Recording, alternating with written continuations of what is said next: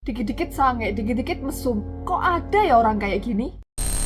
Hai guys, aku nemu cerita menarik lagi nih di Quora tentang mbak-mbak yang terus-terusan dapat pelecehan seksual secara verbal di kantor. Tanpa panjang lebar, yuk kita bahas. Ini dari Kak Nadia Flo ya. Kapan terakhir kali kamu meninju seseorang? Bukan meninju, lebih tepatnya menampar. 2 hari yang lalu saya menampar teman kantor yang mulutnya kayak sampah. Namanya Doni. BTW saya baru 7 bulan kerja di kantor ini. Bisa dibilang lingkungan kantor saya ini termasuk nyaman. Orang-orangnya pun asik, nggak kaku, dan membuat saya cepat membaur. Sayangnya, ada satu karyawan yang sok asik, sok ganteng, mulut sampah, dan otak mesum. Sejak awal masuk kantor, saya udah nggak srek sama si Doni ini. Kalau ngobrol pun, si Doni ini pasti menjurus ke arah-arah mesum dan porno. Anehnya, dia cuma kayak gitu ke saya aja. Mungkin karena saya anak baru dan paling muda di kantor, makanya Doni berani kayak gitu. Umur saya 23 tahun dan si Doni 29. Kejadian pertama bulan November 2021. Waktu itu saya di pantry lagi bikin es Milo susu. Karena nggak ada sendok, jadi saya langsung masukin Milo, susu, dan es batu ke Tupperware, terus saya kocok. Pas lagi ngocok Tupperware, tiba-tiba si Doni masuk. Nggak lama si Doni ngomong, jago banget ngocoknya, pasti cowoknya gampang cerot ya. Saya nggak respon dan cuma masang muka jijik sambil jalan keluar pantry. Saya mau cerita kejadian ini ke karyawan lain, tapi takut dibilang lebay. Apalagi saat itu saya anak baru, belum ada 2 bulan kerja. Seminggu dari itu pas saya lagi dorong brankas, kebetulan baju tangan panjang saya agak ditarik ke atas karena habis wudhu. Tiba-tiba si Doni ngomong, bulu tangan lo lebet juga Nat, pasti gampang sange ya. Saya cuma jawab, dasar cowok nggak jelas, omes, otak mesum. Dari situ saya mulai cerita ke teman kantor cewek yang lain.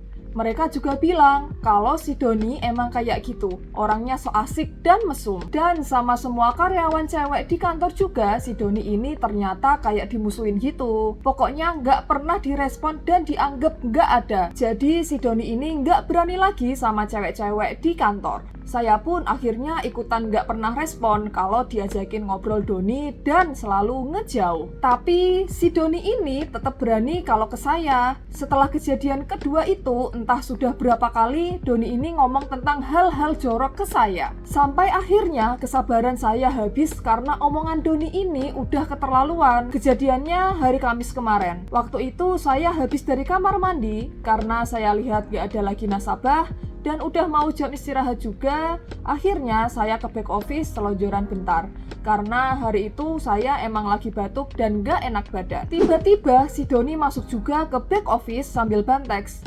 Sambil jalan keluar, tiba-tiba Doni ngomong, lemes amat Nat, sama cowok lo semalam di berapa ronde. Dia ngomong gitu sambil nyelonong keluar. Diomongin kayak gitu, nafas saya langsung gak beraturan. Saya langsung refleks lari nyusul dia ke depan dan langsung saya tampar di depan teman-teman kantor yang lain. Bahkan saat itu masih ada satu nasabah. Di situ saya nangis sambil ngeluarin unek-unek saya selama ini yang dilecehkan secara verbal. Teman-teman yang lain pada nenangin dan ngebela saya semua. Karena pas hari Kamis itu HRD saya lagi cuti, akhirnya baru hari Jumat saya dan beberapa teman kantor langsung laporan ke HRD. HRD pun langsung ngurus rekomendasi pemecatan Doni ke pusat. BTW saya kerja di salah satu bank swasta. Kamis malam setelah kejadian itu, si Doni chat saya di Telegram minta maaf. Sepertinya dia mau chat saya di WhatsApp, tapi nggak bisa karena udah saya blok. Nah, ini ada sedikit capturean chat si Doni ke mbaknya di Telegram. Check it out. Aku jadi pengen baca chatnya deh. Nat, maafin gue ya. Gue beneran minta maaf. Gue gak ada niat aneh-aneh sama lo. Omongan gue ini cuma bercanda. Nat, tolong jangan diperpanjang sama HRD ya. Aku beneran nyesel, Nat. Kalau menurutku, efek dari pelecehan verbal ini sama kayak pelecehan nonverbal atau pelecehan fisik. Karena bisa ninggalin trauma yang sangat dalam, baik dari fisik maupun mental si korban. Terbukti dari nafas mbaknya yang nggak beraturan setelah dilecehin berkali-kali sama si Doni ini. Aku appreciate banget sama teman-teman dan perusahaan tempat dimana mbak ini bekerja. Karena teman-temannya udah support mbaknya yang memang udah jelas dia sebagai korban pelecehan verbal. Dan perusahaannya yang langsung menindak menindak tegas si Doni ini dengan mecat dia. Aplaus sih.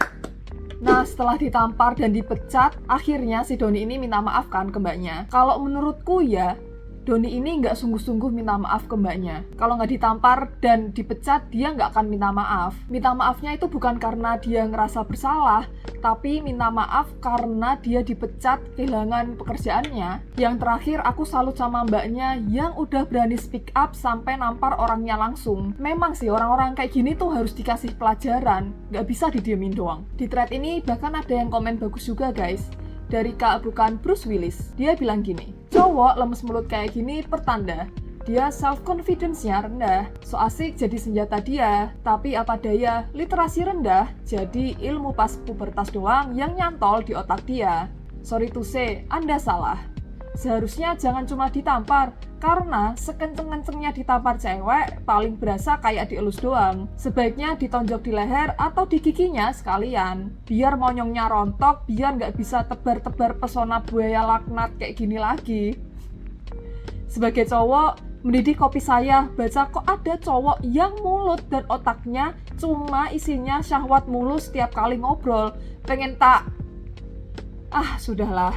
Setuju sama komennya, tapi tetap luar biasa banget loh ada korban pelecehan seksual yang berani speak up dan nampar pelakunya langsung. Karena di luar sana itu banyak sekali korban pelecehan seksual yang masih belum berani speak up. Ya mungkin karena masih takut, masih trauma, mengingat kejadian-kejadian kelam yang dulu dialami. Nah, menurut kalian gimana guys dengan pengalaman si mbaknya ini? Kalian pernah nggak di posisi mbaknya mengalami pelecehan seksual di kantor? Yuk ngobrol di kolom komentar, dan seperti biasa, subscribe untuk info menarik lainnya.